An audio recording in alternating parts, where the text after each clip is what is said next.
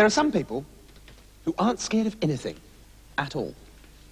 One such person was a soldier called Trousers. Private Trousers. One day, Private Trousers was summoned to see the general of his army. Trousers, said the general. The thing is, old fellow, we've decided not to have an army anymore. No. I'm getting bored with it, and so are all the other generals. So we're going on a nice long holiday by a nice sunny beach, and we don't need you anymore, so off you go. Cheerio.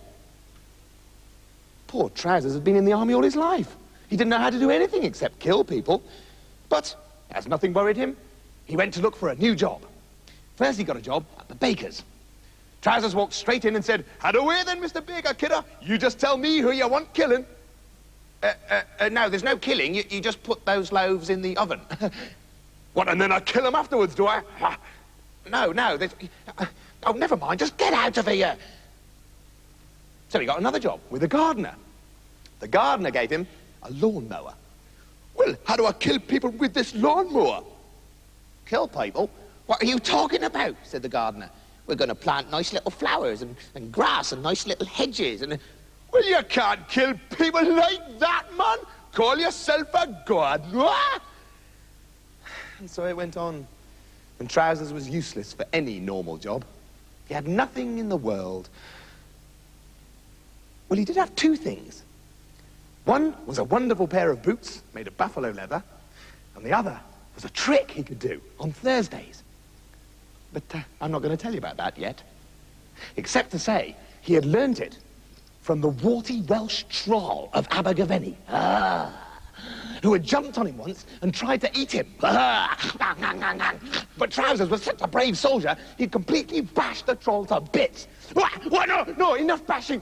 Enough bashing," the troll had said. "Stop it or I'll never find all my bits. I'll tell you what, man. No, stop now. I'll tell you what. No, woman knows. I'll give you a magic secret to do on Thursdays if you stop." And so he did. And the secret was something you'll find out later. Anyway, one day, Trousers was walking in a forest and realized he was lost. But he kept walking until he saw a man in a pea-green coat sitting on a fallen tree trunk, crying his eyes out. Trousers thought about killing the man, but thought it wouldn't be polite. Not without saying hello first.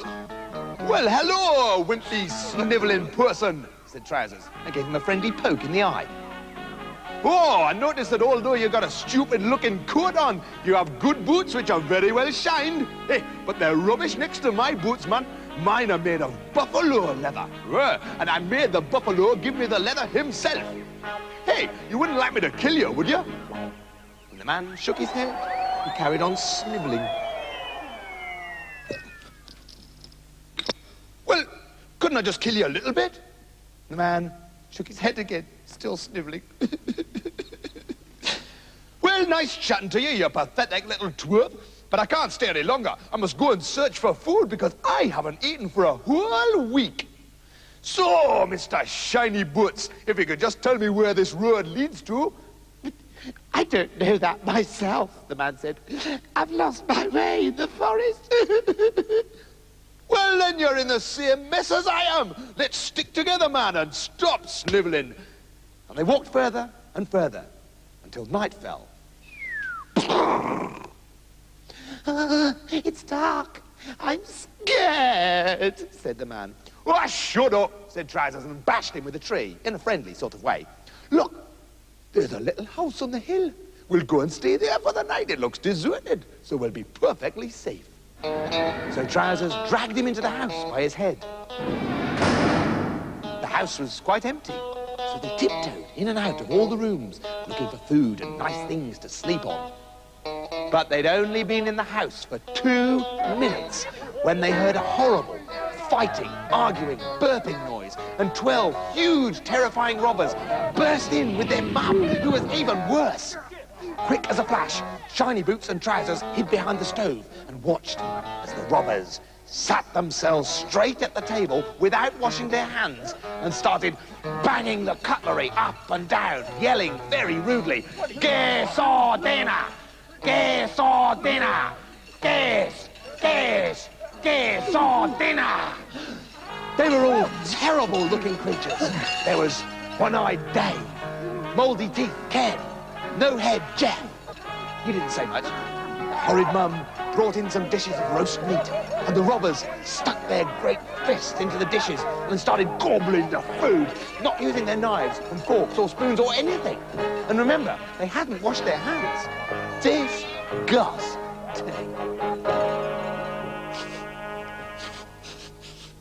When Trousers smelt the delicious roast, he whispered, "What day is it?"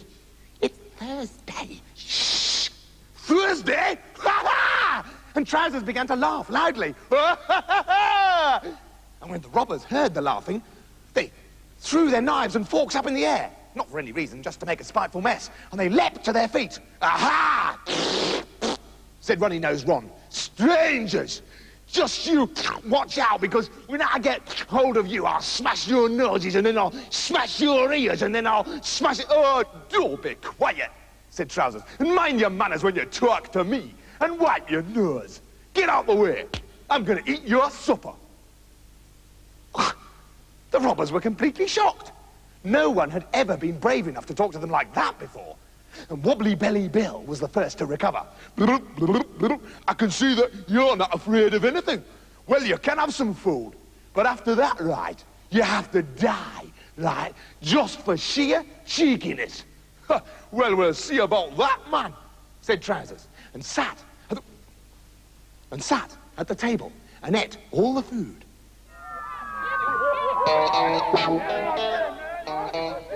After Trousers had eaten, he grabbed a bottle of the best lemonade from the very biggest robber. He waved the bottle in the air and shouted, "Freeze!" And the robbers froze, as if they were made of stone. And that was the special trick that Trousers could do on Thursdays. Shiny Boots came out from behind the stove and said, "Oh, well, you might have told me you could do magic tricks, and I wouldn't have been so frightened." "Well, you stick by me and you'll be all right," said Trousers, and gave him such a friendly slap on the back that Shiny Boots fell over and broke half his teeth. "Okie dokie, time for brave action," said Trousers. And he grabbed a horse and a long rope and wound it round and round the frozen robbers and tied it tight. Then he picked up the bottle, drank a mouthful, and shouted, "Easy Earth," which is freeze backwards. And instantly, all the robbers were able to move again. And they tried to run away, but because they were all wrapped up in the rope, whoopsie-daisy, bonk, they fell on the floor. Then Trousers fastened the end of the rope to the horse and whispered to it, "Good horsey, gallop as fast as you can to the king's prison with these ruffians." "Hold on," said Shiny Boots, "I want to tell the horse something too." And he whispered in the horse's ear, and the horse galloped off, clippity-clop, clippity-clop, clippity-clop, grinning, "Hoo-hoo, clippity-clop, clippity-clop." And the tied-up robbers went hopping behind. Scrapey, scrapey, all the way to prison. "Well, what did you tell the horse, Shiny Boots?" "That's for me to know, and you to find out." "Don't be pathetic. You've probably confused it now. Oh, we'd better follow after it and check that it does go to the prison." "I was going to follow it anyway," said Shiny Boots. "Oh, were you? Well, you're very brave all of a sudden," said Trousers, hitting him on the head with a spoon. And they rushed off after the horse. When they approached the town, Trousers was amazed to see a whole crowd of people pouring out of the town gates. They were all shouting for joy and waving banners in the air. "Well, what can this mean?" he said. "Don't you know?" Shiny Boots replied. "The king of this country has been away for a long time, but today he is returning, and everyone has come out to meet him." "What nonsense! I can't see any king. You're always saying stupid things, you great idiot." And Trousers picked him up by his feet and bashed him on a wall several times. "Silly, sissy, donkey head, where is the king? "He is here," answered Shiny Boots. "I am the king, and I have sent a message to my people with the horse that I would be arriving home today." Then he took off his green coat. and underneath were royal robes of purple silk and blue velvet. Trousers fell to his knees in fright.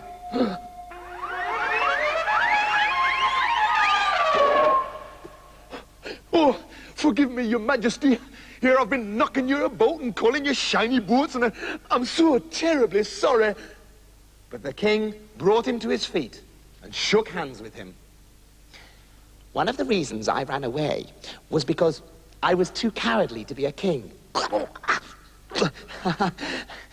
But I've learned to be less of a coward from you, my friend, Buffalo Boots, because you are very brave. From now on, you can live like a prince in my spare palace. Whoa! Anyone there I can kill?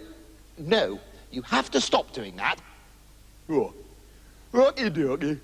I taught you to be brave, so you can teach me how to be just normal. Just what? Normal. Normal? Yes, normal. And so it worked out beautifully, and they both became wonderfully normal. Just like me. Mm-hmm.